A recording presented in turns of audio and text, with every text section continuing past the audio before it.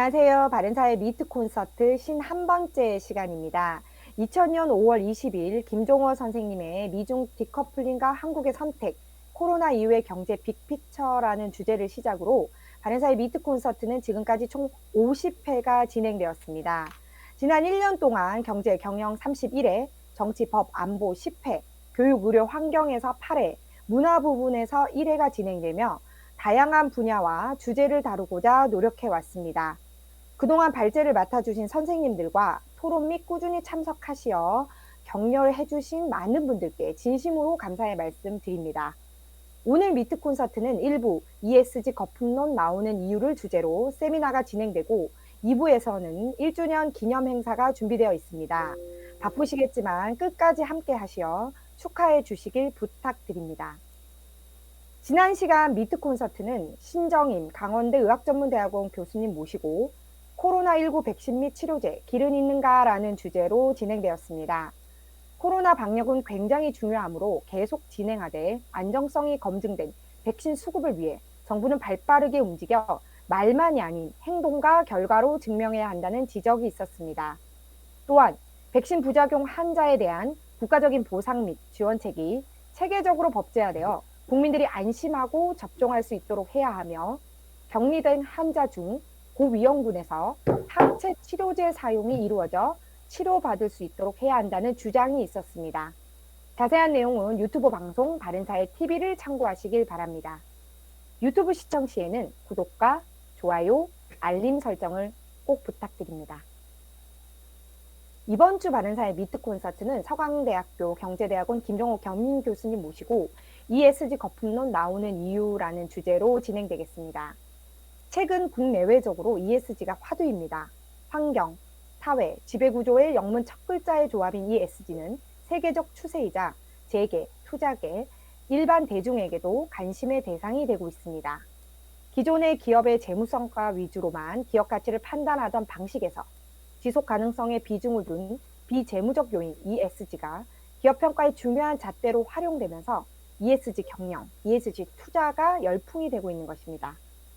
하지만 ESG에 대한 지나친 관심과 환상이 실제로 기업 가치를 높이는 성과와 이어지지 않으면 거품에 불과하다는 지적들도 있습니다. 서강대학교 경제대학원 김종호 겸임 교수님 모시고 ESG의 거품론에 대해서 구체적으로 알아보도록 하겠습니다. 오늘 발제를 맡아주신 김종호 교수님을 모시겠습니다. 교수님. 네, 안녕하세요. 반갑습니다.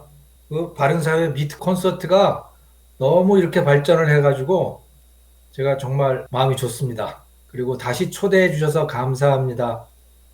오늘 ESG에 대해서 말씀을 드리려고 하는데 이미 전미라 실장님께서 소개해 주신 대로 이게 진짜 세상의 그 경제 파라다임이 바뀌는 건지 아니면 과거의 IT 버블이라든가 또는 뭐 브릭스 버블이라든가 이런 것들처럼 마치 뭔가 굉장한 게 있는 것처럼 착각을 했었는데 지나고 보니까 아무것도 아니었더라라고 하는 그런 현상이 되는 것인지 그걸 한번 따져보자라고 하는 취지에서 말씀을 드리려고 합니다. 자, 이미 또 다시 되풀이하자면 오늘 제목은 ESG 거품론이 나오는 이유가 뭔가라고 하는 것이고 제 이름은 김정호입니다. 이미 소개를 해드렸듯이 ESG라고 하는 것은 environment, 환경을 중시하는 경영, 그리고 social, 사회적 가치를 중시하는 그런 경영, 또 governance, 기업의 좋은 지배구조, 기업의 지배구조를 좋게 만드는 그런 차원의 경영을 이야기를 합니다. 또 그런 기업에 대해서 투자를 더 많이 해주는 것을 또 ESG 투자라고 하죠. 자, ESG 거품론이라고 하는 게 나오는 이유가 무엇인가? 먼저 전체적인 결론부터 말씀을 한번 드리겠습니다. 요약이기도 하고요. 자, ESG의 투자를 할 때는 대부분은 ETF 투자로 많이 하는데요. 네. 그래서 ESG ETF에 투자가 급증하고 있고 또 이 ESG 투자하는 사람들의 그 투자 수익률도 상당히 높아지고 있습니다. 자, 그 이유는 투자자들이 또 소비자들이 이제 기업이 착해지기를 요구하고 있는 겁니다. 그래서 환경보호도 해야 되고 기업이 돈만 벌어서는 안 된다. 환경보호도 해야 되고 또 세상의 빈곤 문제도 해결을 해야 되고 뭐 착한 기업이 될 것을 요구하고 있는 겁니다. 착한 기업. 네. 자, 그리고 또 굳이 이것을 정당화하자면 ESG를 중시하는 기업이 장기적으로 안정적일 것이다. 여러 가지 위험 요인이 줄어들 것이다. 라고 하는 기대를 가지고 있기도 합니다. 투자를 하는 사람의 입장에서는. 하지만 이것이 과연 지속 가능한 현상인지에 대해서는 의문이 있다는 것이죠. 왜냐? 기업이라고 하는 것은 정부가 아니란 말입니다. 그러니까 기업이 착해지더라도 기업의 수익이 없으면 기업은 아무리 착한 기업이라고 하더라도 소멸할 수밖에 없습니다. 부도가 날 수밖에 없는 것이죠. 그렇기 때문에 중요한 것은 기업이 ESG와 수익성을 높이자면 기업의 생산성을 높여야 되는 거죠. 이 생산성, 수익성 향상을 병행할 수 있는지의 여부인 것입니다. 이것을 병행하지 못하는 기업이라면 10중 8구는 ESG를 부르짖다가 소멸하게 되는 거고 또 그런 기업에 투자한 ESG 투자자는 돈을 잃게 되겠죠. 네. 자, 그래서 ESG 투자가 수익성과 연결되지 않는다면 ESG 열풍은 거품으로 끝날 수 있다라고 하는 것이 이 ESG 거품론의 요지입니다. 먼저 요약을 말씀을 드렸습니다. 자, 그러면 세계의 ESG에 투자되는 자금의 흐름이 어떠한지부터 먼저 살펴보죠. 이것은 미국의 경우입니다만은 ESG ETF입니다. 네, ETF 여러분 아시겠죠? 펀드, 증시에 상장되는 펀드를 얘기하는 거죠. 거기에서 관리하고 있는 Asset Under Management입니다. AUM이라고 하는 건. 자, 그것의 크기가 어떠한지를 한번 살펴보자라고 하는 거예요. 여기서 이 ESG ETF가 관리하고 있는 돈의 액수는 바로 이 하늘색인 겁니다.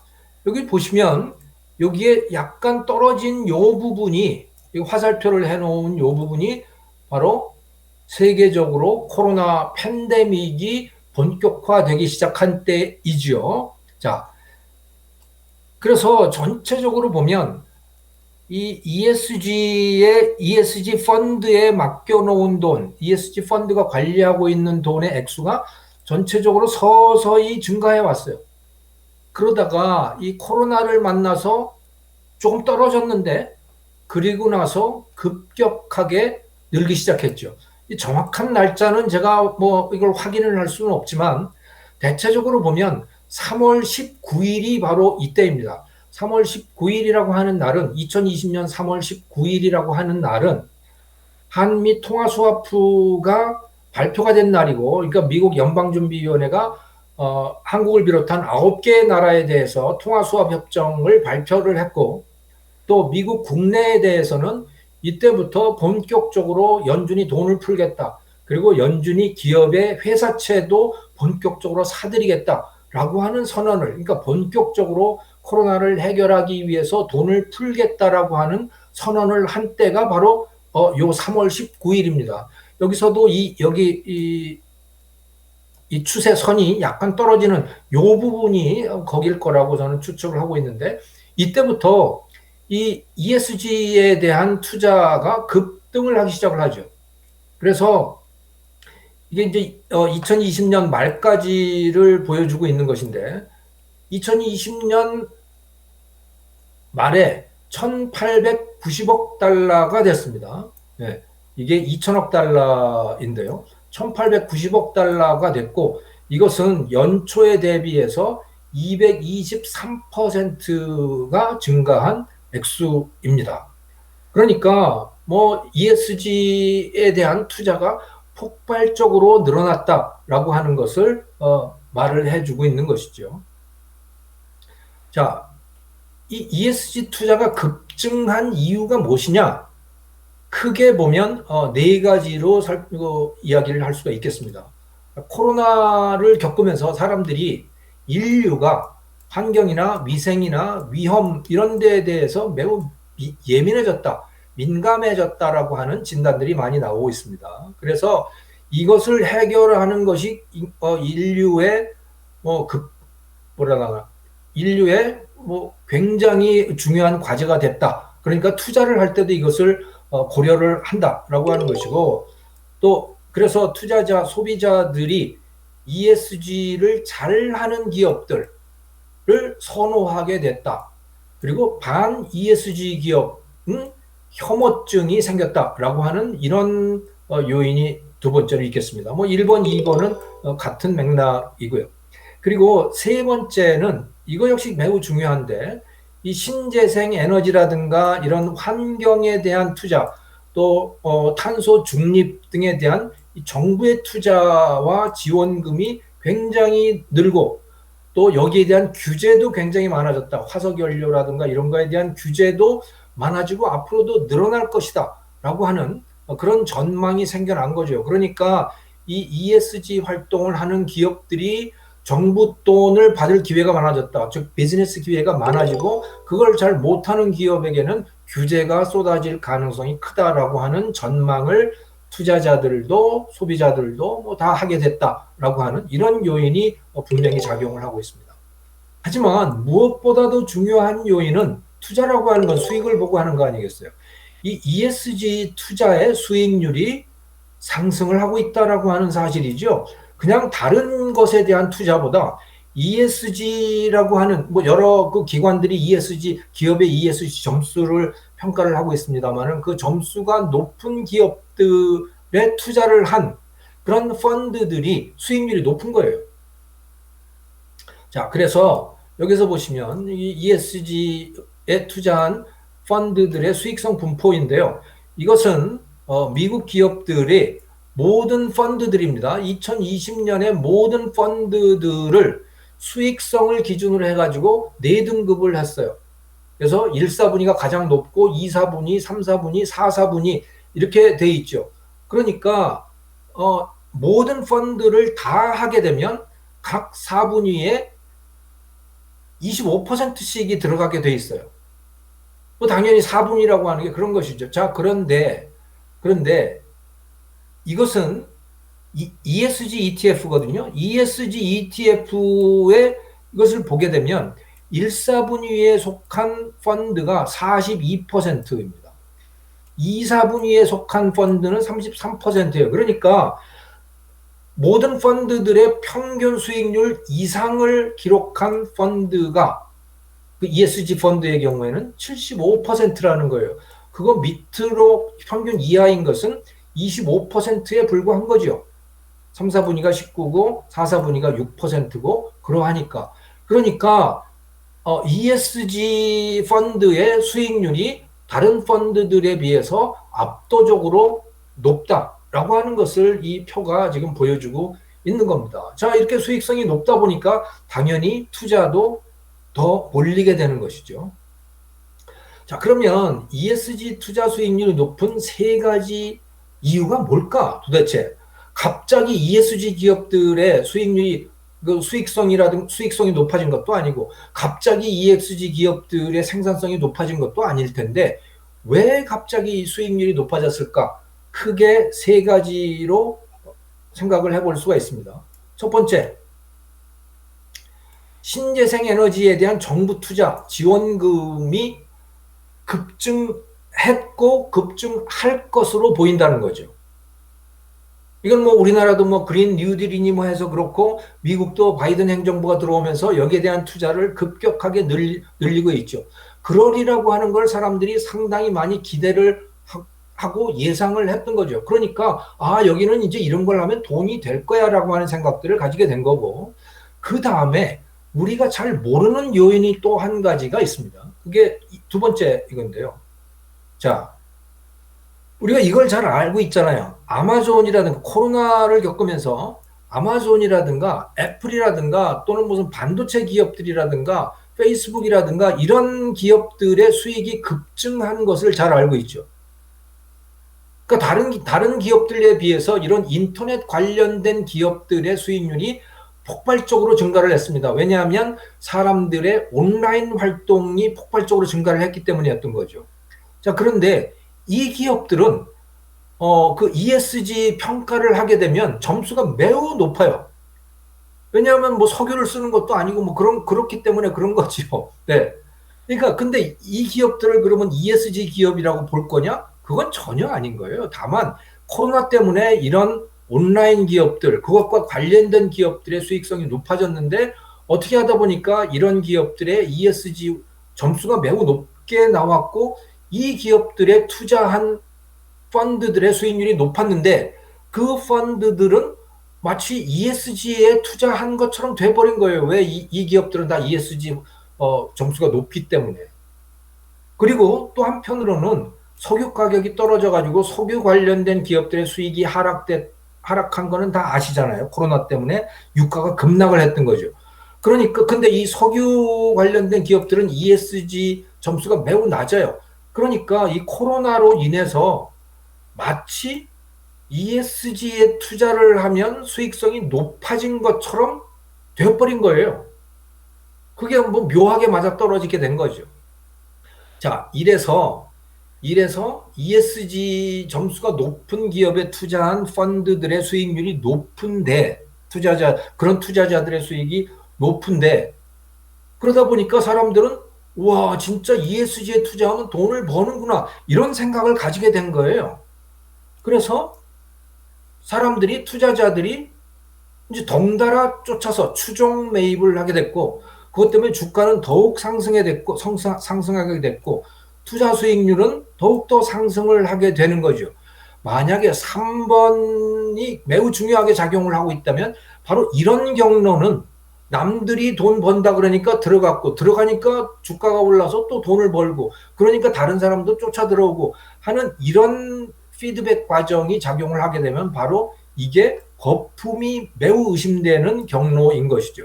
자, 그래서 ESG 투자 수익률이 높은 이 세 가지 이유는 이렇게 우리가 정리해 볼 수 있겠다. 정부가 여기에 대해서 투자를 이미 시작을 했고 앞으로는 더 많은 투자와 또 그 반대에 대한 규제가 예상이 된다.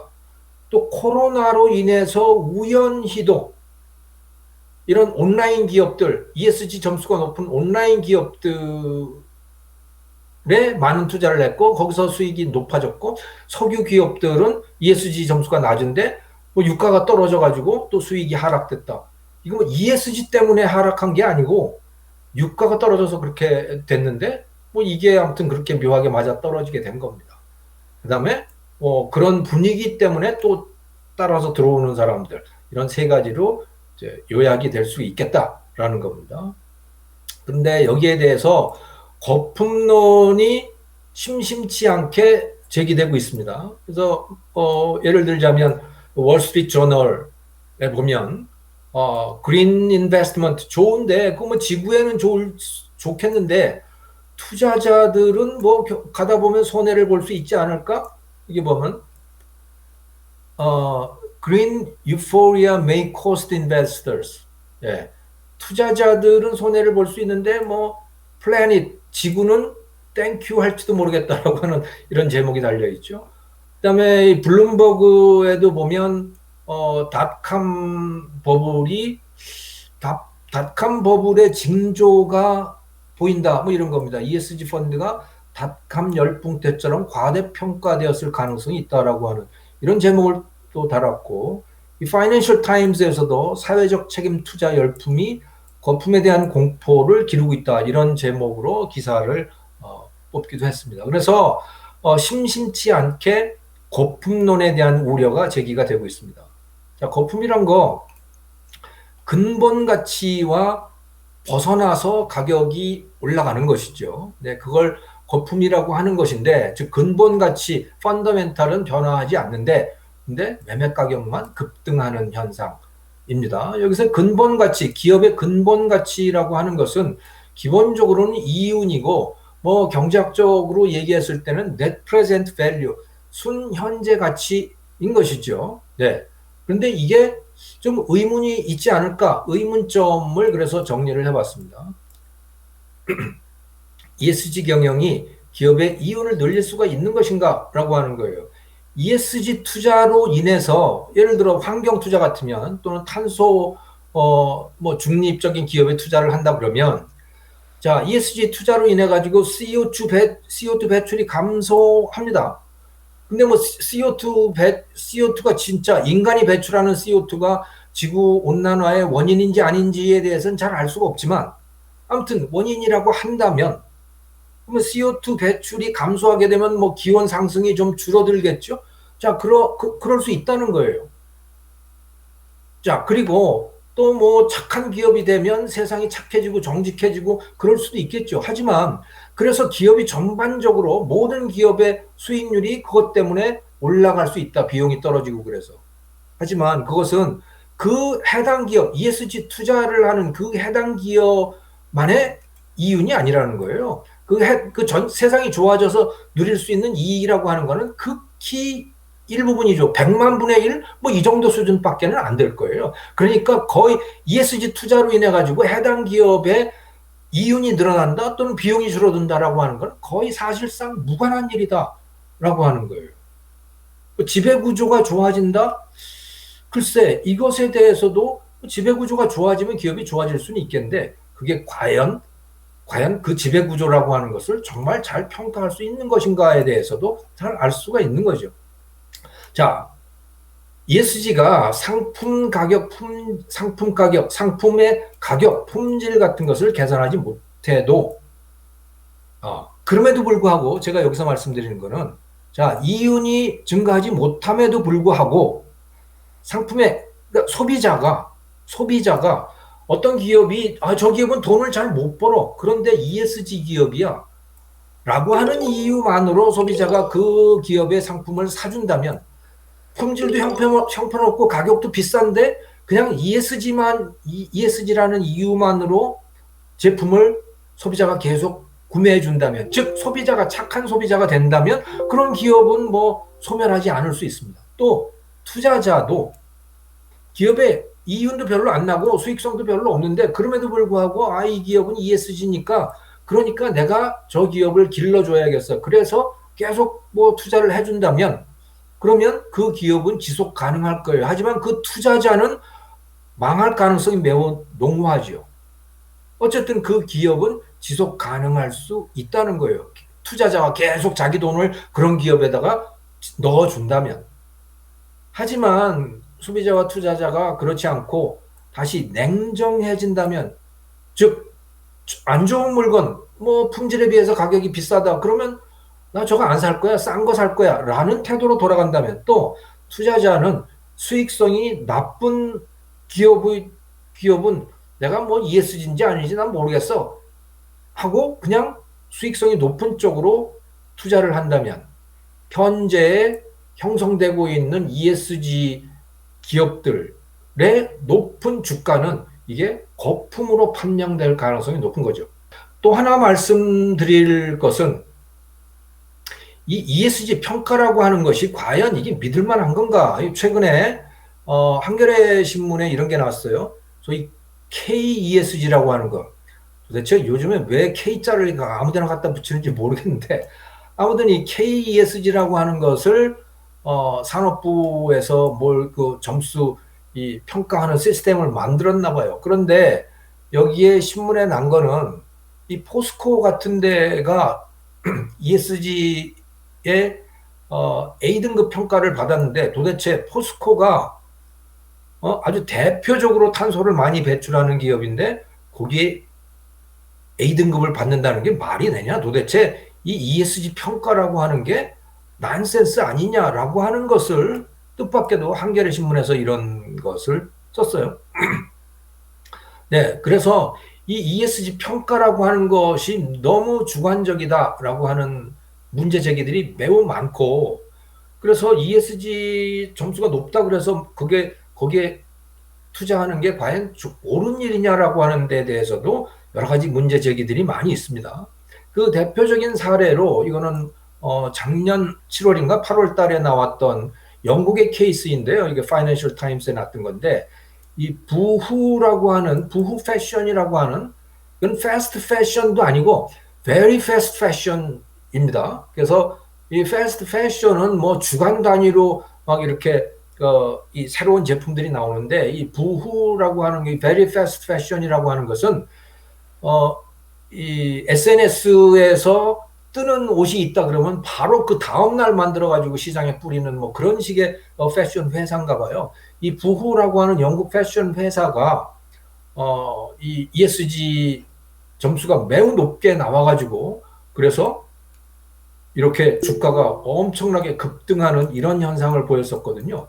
그런데 이게 알고 보니까 여기가 뭐 완전히 영국의 그 공장지대 속에 공장이 들어가 있고 거기에 불법 이민자들을 채용을 해가지고 최저임금도 안 주고 그러고 있다. 뭐 어쩌고 저쩌고 코로나가 뭐 있는데 마스크도 안 쓰고 근무를 하더라. 뭐 어쩌고 그래가지고서는 이제 그게 밝혀지면서 주가가 이렇게 곤두박질을 친 거예요. 그러면서 여기서도 이제 그 ESG의 평가 기준이라고 하는 게 도대체 뭐냐? 도대체 ESG의 평가 기준을 일관된 기준이라고 하는 것을 만들 수 있는 것인가라고 하는 데 대한 근본적인 회의가 제기가 되고 있는 것이죠. 저는 뭐 우리나라도 그런 똑같은 문제가 지금 제기되고 있고 이 문제는 영원히 해결되지 않을 거다라고 저는 생각을 합니다. 아무튼 여러 가지 면에서 이 현재 발생하고 있는 ESG 투자 붐이라고 하는 게 이게 과연 지속 가능한 투자 붐인 것인지 아니면 결국 생산성도 못 올리고 수익성도 높이지 못해서 결국은 꺼져버릴 그런 거품인지 이건 두고 봐야 된다. 그런데 이제 사람들은 막 그런 이야기를 하는 거예요. 투자 회사들, 펀드 회사들도 그렇고, 뭐 이 재무 파이낸스를 하는 학자들도 그렇고, 경제의 새로운 패러다임이 지금 등장을 하고 있다. 뭐 이런 이야기들을 많이 하는데 제가 생각할 때는 난센스인 것 같아요. 경제, 특히 주식 시장에 새로운 패러다임이라고 하는 건 없다라는 거예요. 수익이 없으면 주가가 언제까지 올라갈 거냐? 라고 하는 거죠. 옛날에 닷컴 버블이 나왔을 때도, 닷컴 버블 때도 이거는 완전히 새로운 패러다임이라고 했었는데, 뭐 그때 그랬었고, 하우싱 버블 때도 그랬었고, 브릭스 어쩌고저쩌고 할 때도 그랬었고, 이것은 펀드를 파는 사람들은 대부분 다 이게 새로운 패러다임이라고 얘기를 하죠. 그리고 사람들은 그걸 믿고 이제 투자를 따라 들어가는 겁니다. 많은 사람들이 따라 들어오면 뭐 주가가 올라가고 그래서 수익이 나죠. 하지만 막차를 타는 사람들은 망한다라고 하는 패턴들이 이 투자의 역사에서 여러 번 반복돼서 나타났습니다. 이번 것도 그런 것인지 아닌지 뭐 두고 봐야겠습니다만은 저로서는 심히 의심이 되는 부분입니다. 왜 ESG 투자를 한다고 해가지고 기업의 수익성이 높아질 리 없기 때문입니다. 그것은 그냥 코스트만 올라갈 가능성이 매우 높은 거죠. 네, 제 강의 여기서 마치겠습니다. 감사합니다. 네, 선생님 너무너무 감사드립니다. 네. ESG 거품론에 대해서 선생님 조목조목 살펴봐 주셨습니다. 아마 질문이나 의견 나누실 분들 많으실 것 같은데요. 신백군 선생님 코멘트에 전적으로 동의합니다. 이거 다 남의 돈 가지고 투자를 한 건데 주가가 떨어진다면 뭐 다 큰일 나는 거죠, 지금 이게. 그런데 현재 주가는 그럴 가능성이 매우 높아요. 뭐 주가도 그렇고 여러 가지 코인들도 그렇고 그럴 가능성이 매우 높은데 네, 특히 이 연기금 같은 경우는 이게 몇 천만 국민의 이게 노후 자금인데 그것이 네, 문제가 생기면 큰일이죠. 네. 방어벽이 있어야 된다. 네, 그거는 국민들이 나설 수밖에 없습니다. 연금 내에서의 방어벽은 전혀 없어요. 그 기금 운용위원회를 하는 사람들이 이걸 막을 이유도 없고, 뭐, 거기에 시민단체 대표들 많이 들어가 있고, 그래서 여기에 반대할 사람들 별로 없을 거라고 봅니다. 특히 ESG 투자한다 그러면, 그거 좋잖아? 좋은 거잖아? 새로운 패러다임이잖아? 이렇게들 대부분 생각하고 있어요. 그게 큰 흐름인 것 같아요. 근데 여기에 대해서 정말 이제는 멈춰서서 다시 한번 생각을 해봐야 된다고 생각합니다. 이 나라의 ESG ETF 데이터 있을 텐데 저는 갖고 있지 않아요. 김정호 교수님 오늘 발제에 네. 대단히 공감을 표시합니다. 예. 감사합니다. 왜 그러냐면 이게 승부의 세계에 있어서 선한 자가 승리를 해야 된다는 이런 그 괴상한 논리가 되는데요. 네. 기업이나 정치의 세계는 그야말로 뭐 약육강식도 존재하고 경쟁력도 존재하기 때문에 이 선으로 포장된 ESG를 가지고 지속적으로 수익을 낸다고 하는 것은 저는 허구라고 생각을 합니다. 네.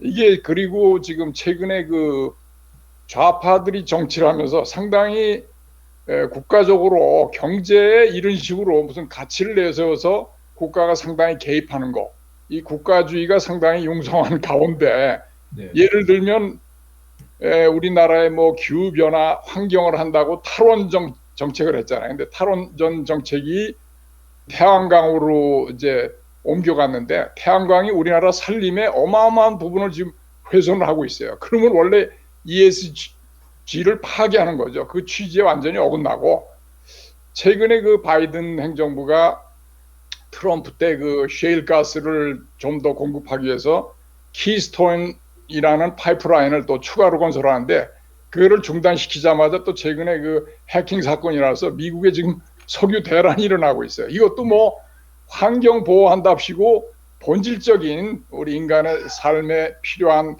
어떻게 보면 더 중요한 가치가 있죠. 국가 안보랄지 기간 산업이랄지 이런 것들이 이런 그 그럴듯하게 포장된 그 상당히 좌파적인 가치로 해서 이게 국가가 또 계속 보조금을 준다. 무역의 국제 무역에 있어서는 국가 스테이트 서비스에 하면은 그 공정 공정이 위배됩니다. 이런 문제도 앞으로 생길 수 있는 것인데 우리가 잘 생각해야 되고 오늘 김정호 교수님 말씀 감사합니다. 예. 네, 감사합니다. 네, 좋은 의견 감사드립니다. 예, 박주현 선생님 말씀 주세요. 김정호 교수님 오랜만입니다. 네, 오랜만입니다. 저기 혹시 그 ESG 평가 점수가 높은 기업들이 좀 시장 지배력이 현재 좀 높은 기업들이 아닌가 하는 좀 생각이 들거든요. 저 그런 거를 데이터를 갖고 계실지 모르겠는데요. 왜냐하면은 ESG라고 하는 경영 형태는 어떤 형태로든지 기업의 이윤을 개선시키기보다는 아무래도 좀 단기적으로는 악화될 가능성이 매우 높다고 생각합니다. 그렇다면은 ESG 경영을 할 수 있는 기업들은 지금 현재 뭐 독점이라든가 과점 등의 통해서 추가 이윤을 어느 정도 얻고 있는 기업이 ESG를 할 수 있는 여력이 있는 기업이 아닌가 하는 생각이 들거든요. 그런데 이제 그 독과점 기업들은 늘 결국 그 규제에 의해서 자기네들의 시장 지배력이 낮아질 수 있는 그런 위험에 늘 처해 있는 상태에서 ESG라고 하는 그런 경영 형태를 가지고 자신들의 어떤 그런 규제 가능성을 좀 완화한다거나 희석시킨다거나 해서 자기네들이 좀 부과하고 있는 추가 이윤을 약간 낮춘 상태에서 계속 부과하기 위한 그런 전략으로서 이게 활용되고 있는 건 아닌가. 바로 그렇다면 또 주가가 계속 좋은 이유도 결국 그 기업들이 그런 독과점 기업들은 그 독과점이라고 하는 구조가 깨지면 결국은 그 초과 이윤이 정상 이윤으로 갈 가능성이 있지 않습니까? 그렇다면은 그 기업들의 net present value를 계속 높은 수준을 유지할 수 있는 그런 그 어떻게 보면 경영 전략이 아닌가 하는 좀 약간 피탁한 생각을 갖고 해보곤 했거든요. 이런 부분에 대해서 우리 김 교수님은 어떤 의견이나 무슨 생각이 있으신지 궁금해서 여쭙습니다. 예, 아주 좋은 지적이신 것 같습니다, 박주원 교수님. 저도 기본적으로 동의를 합니다. 이 ESG 기업들이 대기업들이 주로 여기에 관심을 두지요. 근데 대기업이라고 해서 시장 지배력을 꼭 가질 이유는 없을 것 같아요. 특히 이 글로벌화되어 있는 상황에서는 꼭 그 시장 지배력과 연결시킬 필요는 없는데, 평판을 중요시하는 기업들이라고 저는 오히려 말씀을 드리고 싶어요. 평판이 경영 성과에 직접적으로 연관되어 있는 기업들은 여기에 굉장히 신경을 많이 쓰고 있다. 최근에 제가 대기업이라고 하기보다는 뭐 한 그 매출액 한 3조, 4조 그 정도 기업에 가서 강의를 한 적이 있는데 이 기업이 ESG에 대해서 굉장히 신경을 많이 쓰더라고요. 예. 그 글로벌 비즈니스를 하는데 왜냐하면 그렇게 평판이 좋아야 비즈니스를 하기가 좋대요. 그 나라에 가서 공장을 할 때도 뭐 그 우호적인 분위기가 만들어지고 뭐 그렇다고 합니다.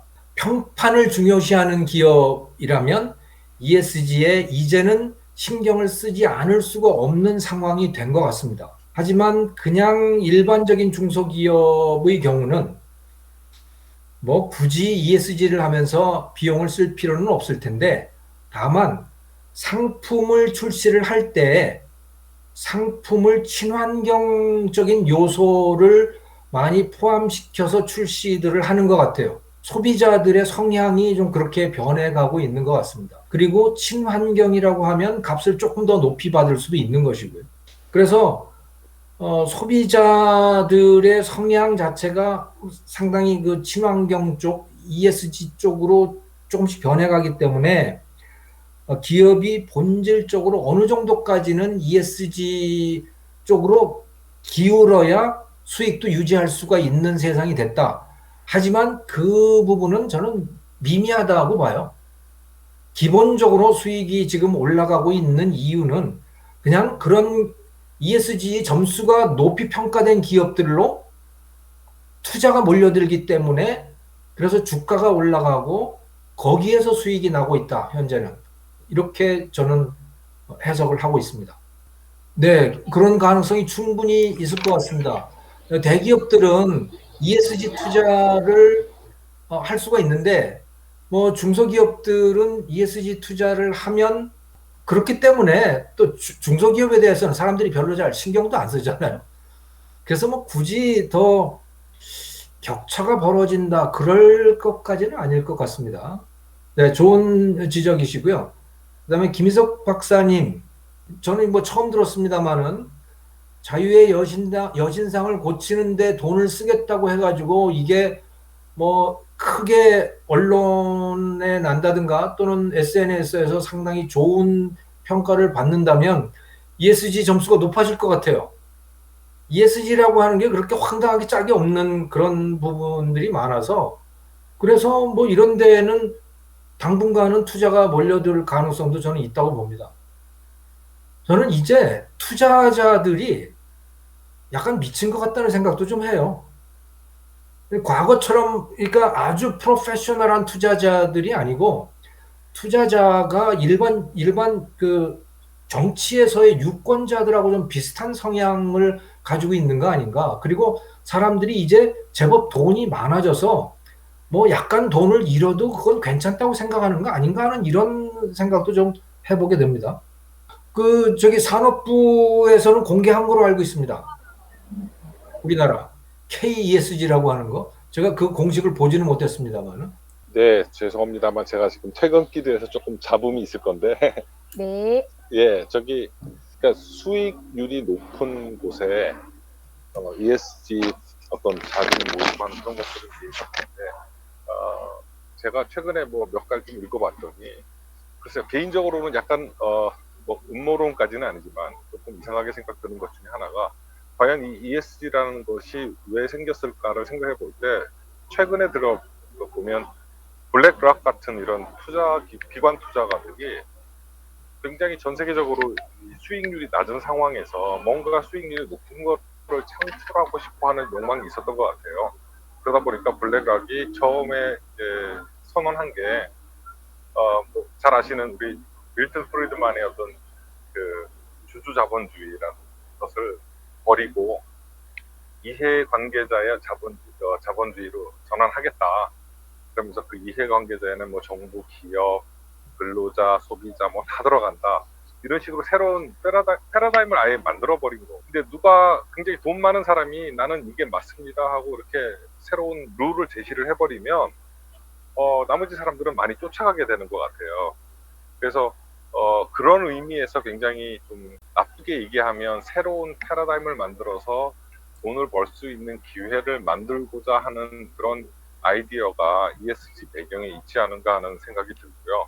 또 다른 한 가지는 그 질문하고도 관계 있는 건데, 그 ESG를 평가하는 어떤 공식이 있느냐. 제가 최근에 저는 노동경제학을 하다 보니까 S 쪽으로만 관심을 보였는데, 굉장히 많은 공식들이 있긴 있습니다, 실제로. 그리고 보고서를 봐도 굉장히 저희가 생각했던 굉장히 높은 점수를 받을 것 같은 회사가 의외로 낮고, 낮은 점수를 받을 것 같은 회사가 높기도 하고요. 그런데 이렇게 점수를 평가하는 그 기준이나 또는 그 보고서 어떻게 평가했는지 이런 걸 보면 앞서 다른 그 어떤 평가 기관들이 했던 그런 것들하고 조금 다른 점은 정보를 얼마나 공개하느냐를 굉장히 중시하고 있는 것 같아요. 그 점에서는 저는 ESG는 굉장히 긍정적인 효과를 보이는 것 같다는 생각은 듭니다. 정보 공개라는 것 자체가 어떻게 보면 기업한테는 약간 불리한 측면도 있긴 하지만은 정보 공개 자체를 통해서 투자를 끌어들이는 그런 방식으로 조금 진행이 되고 있는 것 같아요. 가장 대표적인 케이스를 보면 얼마 전에 CHRB라고 그러니까 거기가 이제 휴먼 라이츠거든요. 인권 관련돼서 평가를 하는 기관인데 거기도 보면 자동차 산업을 평가를 했는데 전체 자동차 산업에서 100점 만점에 한 40점 받은 포드가 1등을 했어요. 근데 포드가 그렇게 특별히 잘한 것 같지는 않은데 1등을 한 이유를 보면 기본적으로 가지고 있는 거의 대부분의 정보를 공개를 하는 것 같아요. 그래서 시장에서 올바른 평가를 받고 싶다라는 그런 좀 의미를 내포한 거 아닌가 하는 생각이 들고요. 반대로 물론 저기 IT 산업에서 마이크로소프트도 굉장히 높은 점수를 받았고요. 근데 반대로 자동차 산업에서 예를 들면 테슬라 같은 경우는 굉장히 낮은 점수를 받았습니다. 한 10점 정도 받았는데 중국에 있는 자동차 산업 그 자동차 회사들하고 비슷한 점수를 받았거든요. 근데 그 이유 중에 하나가 예를 들면 인권을 존중하겠다 또는 여러 가지 노동이나 인권 관련된 이슈에 대해서 공정하겠다 이런 선언은 했지만 실제로 어떤 일이 벌어지고 있는지에 대한 정보는 공개를 안 했거든요. 그래서 제 생각에는 공식이 있는 건 아니지만 회사가 가지고 있는 정보를 좀 많이 공개한 회사일수록 조금 더 유리한 점수를 받고 그로 인해서 투자자들로부터 특히 기관 투자자들로부터 많은 투자를 받고 있지 않나 그런 생각이 좀 듭니다. 이것저것 복잡해서 제가 결론은 못 내리겠지만은 그래도 아무래도 돌아가는 형태를 보면 기관 투자자가 시장을 새롭게 구성을 하려는 움직임에 의해서 생긴 게 ESG 시장이 아닌가 하는 그런 생각이 조금 들고 있습니다. 네, 이상입니다. 예, 변양기 교수님, 좋은 의견 감사합니다. 그 블랙락의 경우에 블랙락이 사실은 대표적으로 화석 연료에 투자를 많이 했던 기업인 거로 알고 있는데 하루아침에 이런 ESG 이해관계자 투자로 돌아섰고 하루아침에 돌아선 거로 알고 있어요. 그리고 네, 맞습니다. 예, 지금은 그 바이든 정부의 이런 ESG 또 이런 그 기후 변화 관련된 그런 위원회에 매우 중책을 맡고 있는 거로 알고 있는데 제가 볼 때는 이 사람들 굉장히 위험하다고 봐요.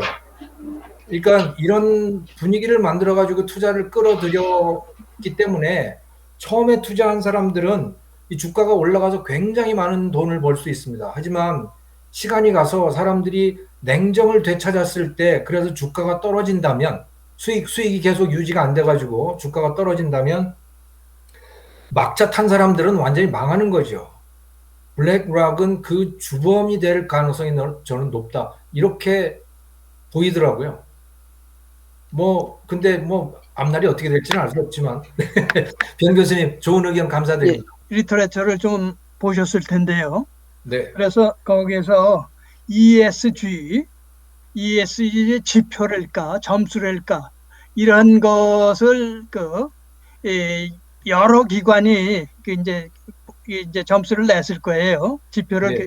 측정했을 텐데 그런 것들이 서로 같으냐, 일관성이 있느냐. 그렇지 않으면 여기가 어떤 건 높고 어떤 건 낮고 그렇게 다르지 않겠느냐. 전 뭐 그거를 본 적이 없어서 모르겠는데, 근데 상식적으로 생각을 해봐가지고 E도 그렇고 S도 그렇고 굉장히 주관적인 거란 말이에요. 예. 그러니까 이런 것을 어떻게 측정하느냐에 따라서 사람마다 다를 테고, 그거보다 더 주관적이고 그게 자의적으로 되는 것이 G일 거란 말이에요. 그러니까 이거 다 ESG가 다 주관적인 거로 측정되는 거고, 거기다가 그런 것들 또 가중치가 또 어떤 식으로 지 마음대로 주어졌을 테고, 예. 그래가지고 나타나는 게 이제 ESG에 대한 어떤 지표라든지 지수라든지 이런 것이 될 텐데, 이것이 그 여러 가지 ESG 지표를 만들어내는 기관들이 있는 걸로 알고 있는데, 그런 사람들이 그 자기네 것만 옳다고 그러느냐, 그렇지 않으면 서로도 비교를 해가지고 어떻게 이제 어떤 의미에서 우리께 낫다 뭐 이런 거를 얘기하느냐 하는 이런 것에 대해서 혹시 읽으신 거나 보신 거가 있으면 하나 말씀해 주십시오 하는 게 이게 질문이고요. 그거에 대해서 아까 그 빅테크 뭐 아마존이라든지 구글이라든지 뭐 이런 것이 지금 ESG 점수가 높았다 그랬는데, 그거는 그 점수가 높았을 때가 아마 2020년 이전일 겁니다. 2020년 이전에 이러한 큰 기업들은 역시 이익이 좋았는데, 그것이 자기네들이 이익을 많이 낼 수 있을 만큼 사실상 독점적인 행위가 있었죠. 그 다음에 그 사람들이, 그런 기업들이 개인정보를 상당히 자기 자의적으로 많이 썼단 말이에요. 그러다가 2020년을 계기로 해가지고 이런 미국의 빅테크들이 미국의 이제 반독점 당국에 의해 가지고 소출을 당하고 이제 공격을 당하고 이러거든요.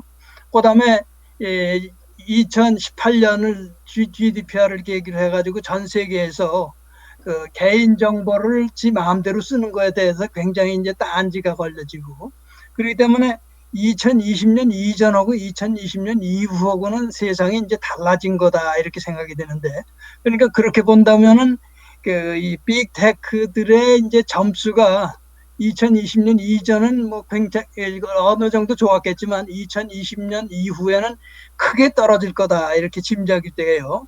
그래가지고 그런 거를 봤을 때 이 ESG 이거를 갖고 그런 사람들, 그런 기업들의 이제 행위를 정당화하는 거, 이런 거를 어떻게 이제 소화를 해야 되느냐, 어떻게 해석해야 되느냐, 이런 것이 의아심이 있어가지고 선생님 의견을 묻습니다. 감사합니다. 네, 이점표 교수님, 좋은 의견과 질문 감사합니다. ESG표를 만드는 기업들이 굉장히 많이 나오고 있는 걸로 알고 있습니다. 로펌들마다 지금 다 그걸 하고 있는 것 같고요. 또 경제신문들, 뭐 그 신문사 경제부들도 전부 다 이런 ESG 지표 만든다고 컨설팅 그 파트를 만들고 뭐 다 그러고 있는 것 같아요. 정말 대유행인데, 아마 그리고 그걸 점수를 높이 주고서 아마 광고를 받고 그러고 있는 거 아닌가 하는 추측도 하게 됩니다. 근데 제가 그렇게 평가된 그 결과들을 비교해 본 적은 없습니다. 네, 그건 앞으로 해봐야 될 일일 것 같고요. 네, 이 교수님 말씀대로 굉장히 중요한 부분인 것 같습니다. 그 다음에 이 빅테크에 대해서 2000년 이후에 이 기업들의 이 사회적 평가이 굉장히 나빠진 거 아니냐라고 하는 이제 그런 2020년이요. 2020년 이전하고 2020년. 예. 2020년 이전하고. 근데 제가 알기로는 2020년에 이 기업들의 수익이 매우 높았고 폭발적으로 늘었고, 빅테크 기업들이, 그리고 여전히 ESG 점수는 높았던 거로 알고 있습니다. 그 이전과 비교해서는 어떤지는 제가 모르겠습니다. ESG 점수가. 네. 이 정도로 제가 답변이 됐는지요. 제가 아는 건 그 정도입니다. 네. 뭐 약간의 좀 독서를 좀 하고 싶은데 우리가 제목을 잡기를 거품으로 이렇게 좀 온건하게 잡았는데 사실은 제 생각 같아서는 ESG의 사기 또는 ESG 독서 농단으로 좀 이걸 잡고 싶어요. 어떻게 보면 이게 좀 뭔가 그 밑에 그 음모론 비슷하게 보이지 않습니까? 큰 자기적인 게 컨설팅 펌이 큰 판을 깔아가고 돈을 벌겠다는 것이 그 안 보이십니까? 그다음 또 하나 우리가 인과관계를 그 뒤집어서 좀 봐야 되는데 이대로 하면 뭐냐면은 이제 ESG를 잘하면은 돈을 번다 이렇게 되는 건데 사실 그게 아니고 뭔가 하여튼 돈을 잘 벌고 탄탄한 기반을 이제 좀 굳힌 그런 기업들이 ESG를 표방을 해서 자기네 어떤 그 좀 주가를 한 번 더 띄우는 거예요. 그러니까 우리가 흔히 예를 드는 게 예를 들어서 뭐 산에 가서 건강한 게 아니고 건강한 사람이 산에 가는 겁니다. 인과관계를 거꾸로 생각해야 될 때가 많아요, 보면. 그러니까 이것도 보면 이미 돈 번 사람들이 좀 여유가 있으니까 패션 자본주의처럼 뭔가 표방하는 게 바로 이서지거든요. 비재무적인 게 어떻게 그 재무적인 걸 갖다 압도하고 그걸 갖다가 레벨업 시킵니까? 그건 아니에요, 보면. 그래서 이거는 굉장히 위험하고 아까 그 김정호 교수님 얘기를 잘 하셨는데 저도 동의인데 일단 올라가면요. 주가 올라가면 그냥 막 따라가요. 근데 사실은 나중에 한 번은 꺼지는 거 아닙니까? 그러면은 꺼졌을 때 누가 피해를 봅니까? 처음에 그 사람은 아무것도 아니고 올라가면서 주가가 올라가면서 계속 올라갈 것 같다고 해서 올라탄 사람들이 망하는 거죠. 우리가 전형적으로 미국의 2008년도 서프라임 위기를 봤잖아요. 그렇게 되는 거라고. 그래서 이거 보면 앞으로 큰 사달이 날 것 같아. 자본주의가 타락하는 것 같아요. 자본주의는 사실 주주 친화적이고 시장 친화적이고 그게 맞는 거지. 어떻게 비재무적인 것이 더 중요한 변수가 됩니까, 지금. 그리고 또 보세요. E하고 SG는 굉장히 위험한, E는 환경 원리주의자들한테 힘을 실어줄 수가 있고요. S는 이게 뭐 새로운 어떤 가치도 아니잖아요, 보면요. 어떻게 보면은 그냥 착한 기업에게 뭔가 질 경영 같은 건 다 아주 양호한 거고, 사회 가치 경영을 해서 기업을 말아먹는 거라고 보면요. 그 다음 G는 아무 의미가 없는 거죠. 글로벌, 무슨 그건 가버넌스 있는 것도 아니고 다 다른 건데, 그러면 가버넌스가 도대체 뭐예요, 지금요? 정답이 없는 걸 어떻게 갖다 정형화 시켜갖고 이걸 몰고 갑니까? 그래갖고 점수를 매기고, 그 다음에 그 주가가 뜨면은 거기에 뭐 EFT도 팔게 하고, 이런 거는 어떻게 보면 굉장히 자본주의가 사실은 좀 타락한 게 아닌가 그런 생각이 좀 들어요. 왜 옛날같이 땀과 눈물 그런 걸 안 하고 주주들한테 뭔가 배당을 해서 말이죠. 매출 올리고 그렇게 돼야 되지. 어떻게 이렇게 말도 안 되는 말이죠. ESG. 지금 말한 대로 돈을 잘 버는 방법이 아니고 그러니까 ESG를 해서 돈을 버는 게 아니고 돈을 번 그런 기업들이 ESG로 화장을 해갖고 치팅을 하는 거죠. 건강한 사람이 산에 가는 겁니다. 산에 가서 건강한 게 아니고 굉장히 위험한 것 같아. 그리고 또 아까 말씀한 대로 얼마나 많은 그런 무슨 컨설팅 펌에서 자기 나름대로 이거에 저게 뭐 다 맡아갖고 그냥 각양각색의 말이죠. 그런 뭐 지표를 만들지 않겠습니까? 그 다음에 또 K를 갖다가 KESG 말이죠. 아무데나 K 붙이고. 그러니까 보면은 국가도 사실은 품위를 잃은 지 오래됐고 그러다 보니까 민간 컨설팅 펌에서도 계속해서 어떤 자기 흥행을 위해서 어떻게 보면은 뭐 자기네 어떤 고객이죠. 고객을 위해서 이렇게 흥행을 위해서 자기 양심마저 내버리는 그런 지금 21세기에 뭔가 좀 양심의 종말 시대에 우리가 한 자본주의 어떤 좀 더럽고 좀 치사하고 좀 위험한 측면을 보는 게 아닌가 하는 생각이 좀 들었습니다. 네. 건강하기 위해서 산에 가는 게 아니고 건강하니까 산에 간다고. 아니, 정확한 얘기죠, 그게. 그러니까 이미 산에 가세요. 돈을 번 데가 ESG를 표방을 해서 자기네 가치를 갖다 더 띄우는 어떤 노력을 하는 거죠. 네. 인과관계가 저는 여기 인과관계가 굉장히 위험한데 딱 여기가 걸리는 거예요. ESG로 해서 절대로 부자가 될 수 없는 그런 기업이죠. 네. 제 생각은 우리나라 기업은 그렇게 경영 실패까지는 아닐 거라고 봐요. 왜냐하면 우리나라에서 가장 ESG를 진작부터 했던 기업이 SK잖아요. 최태원 회장이 처음에는 이상한 짓을 한다고 저도 생각을 했는데 가만히 보면 뭐 그럭저럭 장사를 잘해요. 그냥 ESG라고 하는 거는 그냥 모양으로 하고 있는 것 같고, 네. 그리고 뭐 직원들도 그것 때문에 약간 진짜 혼선이 있고 그렇긴 한데, 뭐 반도체하고 무슨 뭐 기업 인수하고 이런 거 보면 그거하고 무관하게 또 가거든요. 그래서 이게 기업들은 뭔가를 하는 척을 하는구나라는 생각을 했어요. 근데 그거를 아마도 본인들은 다 한다고 믿고 있는 것 같고, 그리고 그렇게 안 할 수 없는 것이 투자자들이 주총에서 그걸 요구하고 있는 겁니다.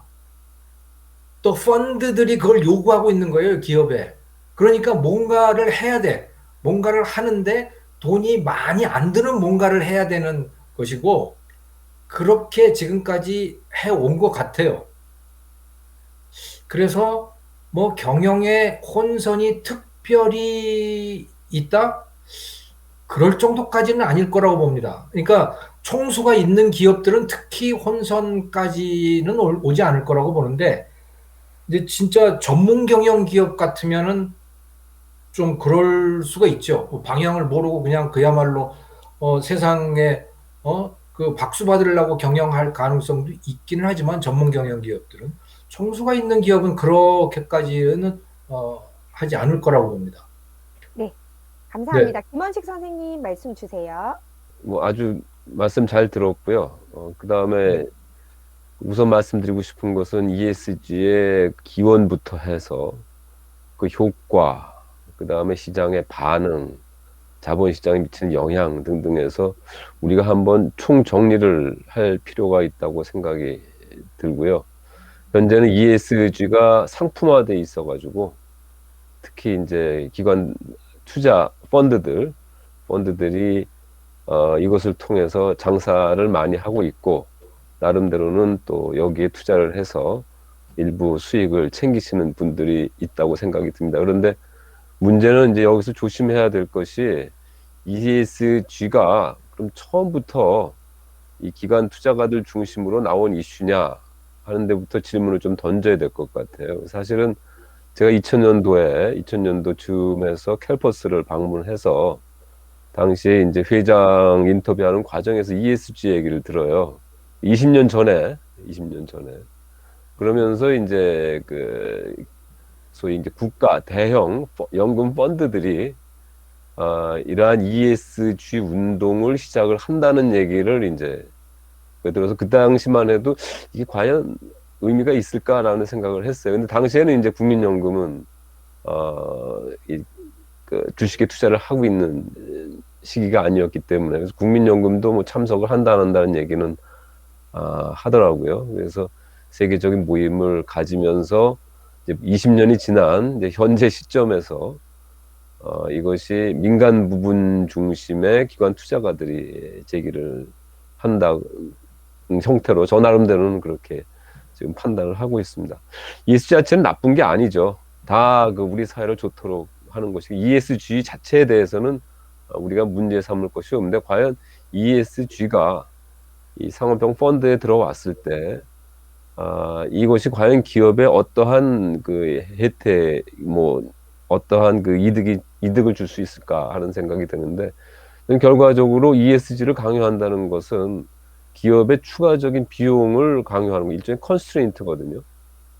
ESG에 가장 큰 혜택을 받는 사람이 누구냐? 아까 박 교수님 말씀하셨겠지만은, 이러한 규제가 들어와 있을 때 가장 혜택을 보는 기업들은 대기업입니다. 재벌이고 대기업이죠. 그러니까 SK가 지금 ESG를 얘기하는 것은 나름대로는 상당히 선의를 부정하지는 않는데 상당히 전략적인 측면이 있다는 것을 우리가 부인할 수가 없고요. 또 한편으로는 ESG가 강요됐을 때 이 기업들이 무엇을 셧다운도 항상 고민을 할 수밖에 없는 거죠. ESG를 강요받았을 때 기업 입장에서 봤을 때 한 번 셧다운 되면 영원히 끝나는 거거든요. 과연 ESG를 민간 기업들이, 공기업 같은 경우는 문제가 없어요. 사실은 공기업들에 대해서 ESG를 평가하는 것은 어차피 정부의 행위에 관련되는 문제니까 큰 문제가 없는데, 순수한 민간 기업들이 ESG에 참여해서 자칫 경쟁력의 상실을 낳는다면 그건 영원히 없어지는 거거든요. 결국 민간 기업이 할 수 있는 ESG라는 것은 표면상으로 나타날 수밖에 없는 것이고, 특히 퍼블릭 컴퍼니의 관점, 그러니까 공개 기업 관점에서는 어차피 지표화되는 공개적인 평가를 받아야 되기 때문에 거기에 대한 대응을 하는 것인데, 과연 이것이 ESG의 직접적인 개선 효과를 가져올 수 있느냐 하는 것은 뭐 우리가 누가 봐도 미미한 구두선에 불과할 가능성이 굉장히 높다고 보고요. 아까 조 교수님 말씀하셨듯이 ESG 말씀하셨는데, 유럽에 있어서 좌파 운동가들의 핵심 활동이 환경입니다. 환경을 얘기하시는 분들은 다 좌파라고 생각하시면 됩니다. 이건 왜 그러냐면은 좌파들의 모든 그 행동 영역들이 이제 거의 없어져 버렸어요. 그러니까 그러한 것들이 다 그 정부에 받아들여졌다는 거죠. 그래서 이 환경 문제는 좌파 운동의 핵심이기 때문에, 특히 우리나라 같이 이제 현재 이 좌파 정권, 민주당 정부가 있는 한은 ESG 문제는 아마 지속될 수밖에 없고, 또 하나의 문제 특성은 뭐냐면은 거버넌스죠. 그러니까 우리는 정부에서 환경 문제와 아울러서 거버넌스 문제를 통해서 재벌 구조 개혁을 시도하고 있는 거거든요. 근데 여기에 이제 핵심 주체가 국민연금이라는 거죠. 그래서 국민연금이 들어온 ESG는 기업 경쟁력에 굉장히 큰 위험이 될 것이고, 기업의 위기로 몰아갈 수가 있다라고 저는 가상적인 추측을 할 수밖에 없다, 이렇게 생각을 합니다. 조금 말씀이 길어졌는데, 이 부분에 우리가 ESG가 우리 사회에 미친 영향에 대해서는 일종의 실제 현황에 어떻게 나타날 것인지에 대한 보다 깊은 논의가 있어야 되지 않겠나, 그렇게 생각을 합니다. 감사합니다. 네, 감사합니다. 네, 좋은 의견 선생님 정말 감사드리고요. 채팅창으로 또 송원재 선생님께서 작년에 ESG 관련해서 논문 쓰셨는데, 우리나라에서는 ESG 같은 경우에 기업의 수익성에 영향을 미치지 않는다는 실증 분석 결과를 얻었다는 또 추가적인 그렇군요. 주셨습니다. 네, 그래서 또 변양규 선생님께서 이천평선 교수님의 질문 중에 하나의 답을 또 채팅창으로 또 의견으로 주셨습니다. 그래서 채팅창을 좀 더 보시면 오늘 강연과 더불어서 도움을 받으실 수 있을 것 같습니다. 오늘 저희 아마 또 많은 질문과 의견들 계속 많으실 것 같습니다. 근데 저희가 오늘 벌써 시작하고 다 시간이 다 해서 10분이 또 지났습니다. 아마 많은 의견도 있으실 것 같은데요. 오늘은 여기서 마무리를 좀 시간 관계상 해야 될 것 같습니다. 좀 아쉽더라도 양해를 부탁드리겠습니다. 김정훈 선생님, 오늘 마무리 멘트 짧게 좀 부탁을 드려도 될까요? 뭐 저는 감사하죠. 저를 초대해 주셔서 감사하고 오늘 정말 많이 배웠어요. 그런데 ESG라는 게 정말 주관적인 거고, 만약에 삼성에서 이재용 일가가 물러난다면 삼성의 ESG 점수가 엄청나게 올라갈 거라고 저는 봐요. 왜냐하면 월스트리트 투자자들의 입장에서는 한국의 지배 구조가 도대체 이해가 안 되거든요. 그러니까 이들이 다 총수들이 물러나면 그 ESG 점수가 무지하게 높아질 텐데, 그러면 우리나라 기업들이 잘 될 거냐? 저는 전혀 거꾸로라고 봐요. 그런 면이 있다. 그러니까 이게 굉장히 주관적이고 그냥 한때 유행이라고 저는 봅니다. 막차 타지 않기를 바라요, 사람들이. 네, ESG 거품론에 대해서 이제 저희가 듣기 전에 과연 어떤 얘기들이 나올지 굉장히 궁금했었는데, 선생님 마무리 해주셨습니다. 네. 거품일 것이다. 그래서 저희가 앞으로 여러 가지 생각을 하는데 도움을 많이 받을 것 같습니다, 선생님. 정말 감사드리고요. 다음 주 강연 안내해드리고 2부 행사로 진행을 하도록 하겠습니다. 다음 주 강연 안내해드리겠습니다. 다음 주 미트 콘서트는 전 에너지경제연구원장 박주연 동덕여대 교수님 모시고 탄소 중립을 위한 우리의 과제라는 주제로 찾아뵙겠습니다. 미트 콘서트는 그동안 기후변화, 탈원전, 탄소 중립 등 에너지와 관련한 주제들을 계속해서 다루면서 문정부의 에너지 정책이 얼마나 허상에 불과한 것인지 그 문제점에 대해서 꾸준히 지적을 해왔습니다. 특히 탄소 중립 정책은 시대적 흐름이나 문정부가 탈원전을 기반으로 추진하고 있기 때문에 거의 억지에 가까운 정책이 되어가고 있다는 비판을 해왔고, 그 대안을 제시하기도 했습니다. 하지만 많은 전문가들의 주장에도 불구하고 탈원전을 기조로 한 문정부의 에너지 정책 노선은 변화 없이 지속되고 있어 그 우려되는 바가 무척 큽니다. 기후변화로 지구가 몸살을 앓고 있는 지금 이산화탄소를 줄이고 깨끗한 환경을 만들고자 하는 탄소 중립을 위해서 진정 우리가 해야 할 것은 무엇인지 구체적으로 알아볼 다음 주 미트 콘서트에도 많은 관심과 참여를 부탁드립니다.